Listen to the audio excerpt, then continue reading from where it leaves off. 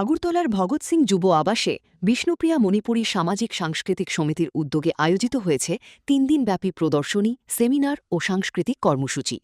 অনুষ্ঠানে প্রধান অতিথি হিসেবে উপস্থিত ছিলেন রাজ্যের মন্ত্রী শান্তনা চাকমা। প্রদীপ প্রজ্বলনের মাধ্যমে অনুষ্ঠানের আনুষ্ঠানিক উদ্বোধন করেন মন্ত্রীসহ আমন্ত্রিত অন্যান্য অতিথিরা। এদিনের অনুষ্ঠানে উপস্থিত ছিলেন সমিতির সভাপতি অলকা সিনহা, সাধারণ সম্পাদক প্রফুল্ল কুমার সিনহা সহ সমাজের বিভিন্ন স্তরের বিশিষ্ট ব্যক্তিবর্গ। ৩ দিনব্যাপী কর্মসূচির মূল উদ্দেশ্য হল বিষ্ণুপ্রিয়া মণিপুরী সম্প্রদায়ের সমৃদ্ধ সংস্কৃতি, ঐতিহ্য, ভাষা ও সামাজিক চেতনাকে বৃহত্তর পরিসরে তুলে ধরা। এই প্রদর্শনী, আলোচনা সভা এবং সাংস্কৃতিক অনুষ্ঠান নতুন প্রজন্মের কাছে নিজেদের ঐতিহ্যকে পরিচিত করে তোলার পাশাপাশি সামাজিক ঐক্য ও সাংস্কৃতিক বন্ধনকে আরও সুদৃঢ় করবে বলে মন্ত্রী আশা ব্যক্ত করেন।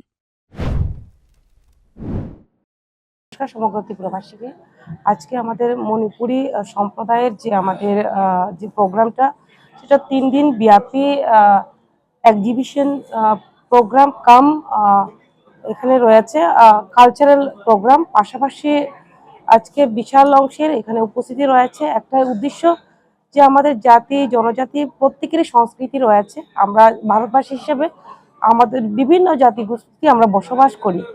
তো আজকে আমাদের মণিপুরী সম্প্রদায়ের যে প্রোগ্রাম, আমাদের প্রত্যেকেরই দরকার নিজের সংস্কৃতিকে রক্ষা করা, নিজের ভাষা।